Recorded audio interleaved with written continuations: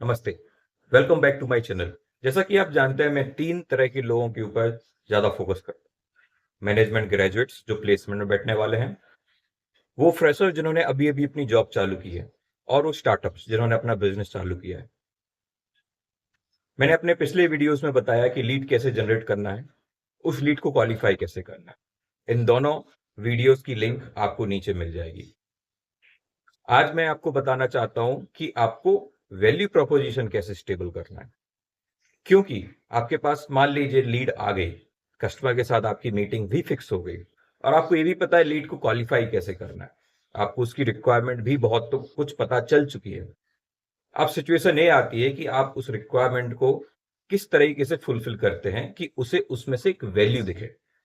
कई बार क्या होता है कि लोग अपने प्रोडक्ट की फीचर्स के ऊपर ज्यादा ध्यान देते हैं। लोग इस बात पे ज्यादा ध्यान देते हैं कि उनकी कंपनी के क्रेडेंशियल्स क्या हैं। लेकिन इस प्रोसेस में वो एक चीज भूल जाते हैं कि कस्टमर आपसे यदि आपकी प्रोडक्ट या सर्विस खरीद रहा है तो उसमें उसको वैल्यू क्या मिलेगी।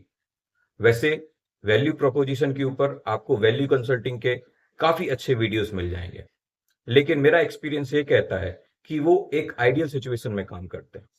हो सकता है वो इंडियन मार्केट में इतने अच्छे से काम नहीं करते हैं। उनका वैल्यू प्रॉम्प्टर का फॉर्मेट, जिसमें आप स्टेप बाय स्टेप प्रोसेस समझ सकते हैं, आप चाहें तो उनके वीडियोस देख सकते हैं। वो आपके लिए एक बेसिक गाइडलाइन ही दे पाएंगे, लेकिन उसे प्रैक्टिकली कैसे यूज करना है आज मैं आपको बताने वाला हूं।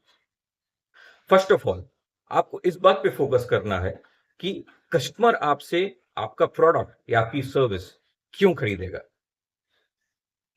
इस सवाल का जवाब आपको खुद अपने आप से पूछना चाहिए। वो आपके प्रोडक्ट के फीचर्स के लिए नहीं खरीदेगा, आपकी सर्विस की क्वालिटी को लेके नहीं खरीदेगा। वो इसलिए खरीदेगा क्योंकि उसे उस प्रोडक्ट या उस सर्विस से एक वैल्यू एक्सपेक्टेड है।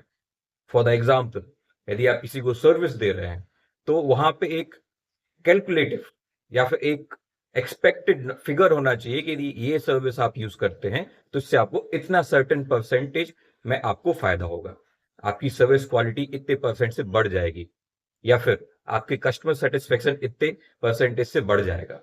यदि आप कोई प्रोडक्ट दे रहे हैं तो आप उन्हें इस बात को डिलीवर कर सकते हैं या फिर इस बात की एक्सपेक्टेशन उनसे रख सकते हैं कि यदि आप ये प्रोडक्ट यूज करेंगे तो आपको प्रोडक्शन में इतना परसेंट फायदा होगा, या आपकी सेल्स में इतना परसेंट फायदा होगा, या आपके प्रॉफिट में इतना परसेंट फायदा होगा। तो ये जो एंड रिजल्ट होता है दैट इज कॉल्ड वैल्यू। और मोस्टली हम इस वैल्यू को डिलीवर करना अक्सर भूल जाते हैं। क्यों? यदि आपने मेरा पहले वाला वीडियो देखा है जिसमें मैंने आपको बेंट क्वालिफिकेशन के बारे में बताया था, यदि आप उस वीडियो को ध्यान से देखेंगे तो उसमें मेरा मेजर फोकस ये था कि कस्टमर की नीड आइडेंटिफाई करना कितना इंपॉर्टेंट है। क्योंकि यदि कस्टमर की नीड आइडेंटिफाई नहीं है तो आप उसे वैल्यू प्रोपोजिशन नहीं दे सकते। Value proposition is a perfect fitment of customer need. तो कस्टमर नीड का पता होना बहुत ज्यादा जरूरी है। हालांकि ये नीड आपको स्टेप बाय स्टेप आगे जो भी मीटिंग्स होती हैं उसे और रिफाइन करना पड़ता है। और जब आपके पास प्रॉपर क्लियर नीड है तब आपको उसे वैल्यू ड्रिवन डिलीवरी से कनेक्ट करना होता है। तो यही चीज आपको काफी हेल्प करती है कस्टमर के सामने अपनी एक अच्छी इमेज बनाने की, और ये आपके एक रिलेशनशिप को भी इंप्रूव करती है, जो कि बिजनेस लाइन में, सेल्स लाइन में काफी इंपॉर्टेंट है। क्योंकि कस्टमर आपको एक एज अ कंसल्टेंट देखता है। वो ये देखता है कि आप उसके फायदे की बात कर रहे हैं, ना कि सिर्फ अपना प्रोडक्ट बेचने की बात कर रहे हैं, या फिर ना कि अपनी सिर्फ सर्विसेज बेचने की बात कर रहे हैं। और ये काफी इंपॉर्टेंट है क्योंकि कस्टमर सिर्फ उससे ही खरीदता है जिसपे उसे ट्रस्ट हो। और एज अ बिजनेस ऑनर और एज अ सेल्स रिप्रेजेंटेटिव ये आपकी रिस्पॉन्सिबिलिटी भी है, और आपके लिए एक बहुत काफी इंपॉर्टेंट रोल भी प्ले करेगी डील क्लोज करने में कि कस्टमर आप पे ट्रस्ट करे। वो शायद आपके प्रोडक्ट पे उतना ट्रस्ट ना करे लेकिन आप पे ट्रस्ट जरूर करेगा। तो उसके लिए आपको वैल्यू ड्रिवन प्रोपोजिशन देने की बहुत जरूरत है। अब ये वैल्यू ड्रिवन प्रोपोजिशन होता क्या है? ये एक प्रोसेस है जिसमें आपने कस्टमर की पूरी नीड आइडेंटिफाई कर ली है कि किस तरह से आपको क्वेश्चंस पूछने हैं, ये मैंने प्रीवियस वीडियो में बताया हुआ है। अब आपको उस नीड को लेके जाना है अपने डिलीवरी टीम या प्री सेल्स के पास। उस नीड को आपका प्रोडक्ट किस तरीके से फुलफिल करेगा, साथ में आपको इस चीज का भी ध्यान रखना है कि उसका जो एंड रिजल्ट है वो आउटकम बेस्ड होना चाहिए। और साथ ही आपको इस चीज का भी ध्यान रखना है कि आपके कॉम्पिटिटर्स आपके प्रोडक्ट को बीट ना कर पाए through any of the functionality, क्योंकि आप ना तो फंक्शनैलिटी के बारे में बात करेंगे यहां पे और ना ही आपकी सर्विस क्वालिटी की, आप बात करेंगे एंड रिजल्ट की। और यही आपको काफी हेल्प करेगी किसी भी डील को जीतने में। अब मैं आपको एक चीज बताता हूं, यदि आप एज अ मैनेजमेंट ग्रेजुएट किसी जॉब के लिए अप्लाई कर रहे हैं तो आपकी प्रोसेस क्या होनी चाहिए। सबसे पहले आपका प्लेसमेंट ऑफिसर जो भी है, आपको उससे मिलना है, क्योंकि आइडियली क्या होता है कि जब भी कोई कंपनी प्लेसमेंट में आती है तो वो एक जॉब डिस्क्रिप्शन का या तो मेल भेज देते हैं या फिर एक नोटिस लगा देते हैं। उसके ऊपर आप ज्यादा सवाल पूछते नहीं हैं, और आप सवाल नहीं पूछते तो आपके प्लेसमेंट ऑफिसर भी उस कंपनी से उतने सवाल नहीं पूछते। तो आइडियल प्रोसेस ये होना चाहिए कि जैसे ही कोई कंपनी आपके प्लेसमेंट के लिए आने वाली है, सबसे पहले आप अपने प्लेसमेंट ऑफिसर से मिलें, प्लेसमेंट इंचार्ज से मिलें, और आपकी जो भी डाउट्स है जॉब डिस्क्रिप्शन से रिलेटेड, आप उनसे और क्वेश्चन पूछें। ये क्वेश्चंस क्या होने चाहिए, जैसे कि वहां पे लिखा है कि एक्सपीरियंस 3 to 4 years, या फिर as a fresher and this is the job description. अब उस जॉब डिस्क्रिप्शन से रिलेटेड आपको और क्वेश्चन पूछना है ताकि आपको यह पता चल जाए, जब तक आप उस कंक्लूजन पर ना पहुंच जाएं कि जो इंटरव्यू लेने वाला है वो किस तरह की पर्सनालिटी के रिसोर्सेस को, किस तरह की पर्सनालिटी के स्टूडेंट्स को देख रहे हैं। क्या है पर्सनालिटी एग्रेसिव होनी चाहिए, किसी क्लाइंट एंगेजमेंट के लिए होनी चाहिए, क्या इस पर्सनालिटी में काफी आउटगोइंग लोग देख रहे हैं, या फिर इस पर्सनालिटी में थोड़े रिजर्व लोग देख रहे हैं क्योंकि ये फाइनेंस की प्रोफाइल है, या फिर इसमें वो सिर्फ हार्ड वर्किंग लोग देख रहे हैं क्योंकि हो सकता है कि आपको लीड जनरेशन की हो या फिर आपके लिए डेटा से रिलेटेड कोई प्रोफाइल हो। तो आपको उसको बहुत ज्यादा सोच लेना, बहुत ज्यादा क्वेश्चन करके उसको अच्छे समझ लेना है। अब आपको अपनी एक स्ट्रेटेजी प्लान करनी है कि as a you for placement you are the product, as a you how you will deliver results meeting to that particular job description. यदि आप इस प्रोसेस को फॉलो करेंगे तो आपको बहुत अच्छे चांसेस हैं कि बहुत जल्द, हो सकता है पहले या दूसरे इंटरव्यू में ही आपका सिलेक्शन हो जाए। इससे रिलेटेड यदि आपकी कोई क्वेरी है तो आप प्लीज कमेंट में डालिए, मैं आपको रिप्लाई करूंगा। अब मैं आता हूं एक सेल्स प्रोफाइल के बंदे के ऊपर जो कि क्लाइंट एंगेजमेंट में है। आपने काफी मेहनत करके लीड जनरेट कर ली, क्लाइंट के साथ एक मीटिंग कर ली, आपने उसकी रिक्वायरमेंट समझ ली। अब आप जाते हैं वो रिक्वायरमेंट लेके अपने कस्टमर, अपने डिलीवरी टीम के पास।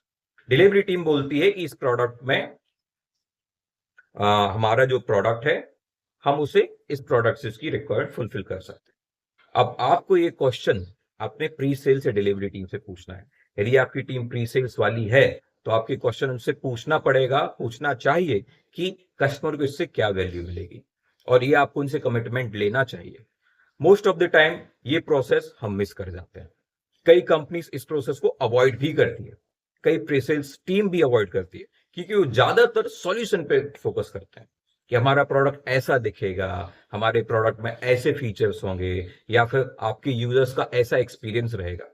लेकिन इससे रिजल्ट क्या निकलेगा, इसके लिए प्री सेल्स टीम को, आपकी डिलीवरी टीम को थोड़ी रिसर्च करनी पड़ती है उस कंपनी के बारे में और उस कंपनी के कॉम्पिटिटर्स के बारे में भी। उनकी जितने भी उनके आपका प्रोडक्ट जहां भी यूज होने वाला है, तो आपको प्री सेल्स को वो रिसर्च करनी पड़ती है, और आइडियली करनी भी चाहिए, क्योंकि यदि आपने ये रिसर्च की है और कस्टमर की रिक्वायरमेंट आपको पता है तो आप उसमें एक बहुत ही कैलकुलेटेड आउटकम ड्राइव कर सकते हैं। और जब आप as a pre sales customer को आउटकम बेस्ड रिजल्ट देने की बात करते हैं तो वो उसको लेके काफी खुश होते हैं।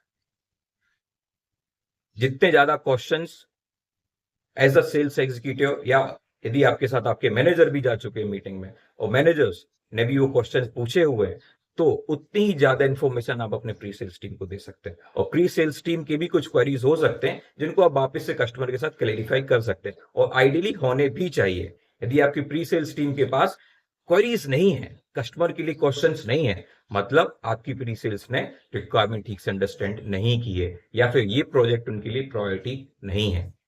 हो सकता है कि उन्हें नहीं लग रहा होगा कि ये प्रोडक्ट की वैल्यू उतनी है, या फिर इस प्रोडक्ट का लोगो उतना बड़ा है, लेकिन ये आपके लिए बड़ा है।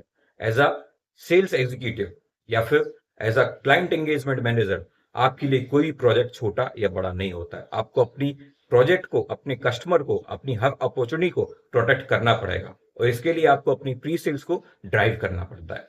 और ये आपको धीरे धीरे एक उस लेवल तक लेके जाता है जिसे हम इंटरनल कोऑर्डिनेशन या फिर टीम एसोसिएशन या फिर लीडरशिप के नाम से भी जानते हैं।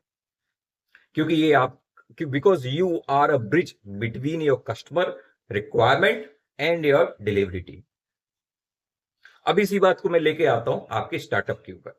यदि आप एज अ स्टार्टअप चालू कर रहे हैं, और आपने स्टार्टअप ऑलरेडी चालू कर लिया है, और आपको कहीं ना कहीं से छोटी छोटी प्रॉब्लम्स आ रही हैं, जैसे कि कोई कस्टमर बोलता है कि आप स्टार्टअप हैं, आपका प्राइस कम होना चाहिए, या फिर कोई बोलता है कि आपकी क्लाइंट रेफरेंसेस कितना है, आप क्लाइंट रेफरेंस शेयर कीजिए, या फिर कोई बोलता है कि आपका ऑफिस कितना बड़ा है, हम आपका ऑफिस विजिट करना चाहते हैं, या फिर कोई ये बोलता है कि आपके कितने रिसोर्सेज हैं, मैं आपकी टीम से मिलना चाहता हूं।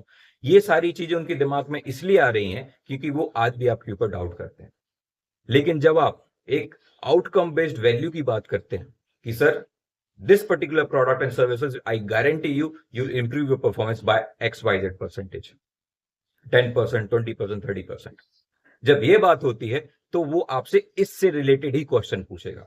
फॉर द एग्जाम्पल, यदि मैंने किसी को बोला है कि सर, इस प्रोडक्ट से आपका प्रोडक्शन 10% से इंक्रीज हो सकता है, वो पूछते हैं कैसे। अब आप उनको उस अपने प्रोडक्ट के बारे में और इंफॉर्मेशन देने का मौका मिलता है, आपकी सर्विसेज के बारे में इंफॉर्मेशन देने का और मौका मिलता है। और यही आपका सॉफ्ट स्पॉट भी है, क्योंकि एज अ स्टार्टअप आप अपने प्रोडक्ट के बारे में काफी कुछ जानते हैं, आप अपने कॉम्पिटिटर्स के बारे में भी काफी कुछ जान गए होंगे अब तक, क्योंकि आपने कंपनी स्टार्ट की है तो आपने अपनी मार्केट रिसर्च भी की ही होगी। इस कंडीशन में ये आपके लिए एक आपका ग्राउंड बन जाता है जहां पे आप वहां पे अच्छे से खेल सकते हैं।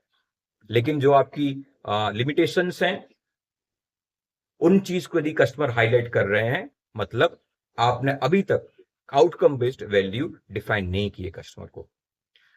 इन चीजों से रिलेटेड यदि आपको कोई क्वेश्चन है, कोई भी डाउट है, आप नीचे कमेंट में ड्रॉप कीजिए। यदि आपके डाउट्स कॉमन है तो मैं उसके ऊपर एक डेडिकेटेड वीडियो बनाऊंगा। यदि आपका डाउट पर्सनल है, मैं पर्सनली आपको रिप्लाई करूंगा। बट मेक श्योर कि यदि एज अ एमडी और एज अ सीनियर मैनेजर आप उस टीम किसी कस्टमर मीटिंग में जा रहे हैं अपनी टीम के साथ, तो आप सिर्फ और सिर्फ वैल्यू के बारे में बात करें, ना कि आपके प्रोडक्ट के फीचर्स के बारे में। यदि आपके पास ऑलरेडी एग्जिस्टिंग कस्टमर्स हैं तो उन कस्टमर्स की सक्सेस स्टोरी के बारे में बात करें, कस्टमर का नाम भी ना बताएं, आप सिर्फ उसकी सक्सेस स्टोरी के बारे में बात करें कि हमने ये प्रोडक्ट XYZ कंपनी को दिया था, वहां पे इतनी % ग्रोथ हमने नोट की है, और वही ग्रोथ मैं आपको प्रॉमिस करता हूं यहां पे। इसी तरह आपको वैल्यू प्रोपोजिशन को फोकस में रख के अपने सारे कन्वर्सेशन करने हैं। और आपकी कोई भी डाउट्स है, प्लीज कमेंट में ड्रॉप कीजिए, मैं आपको रिप्लाई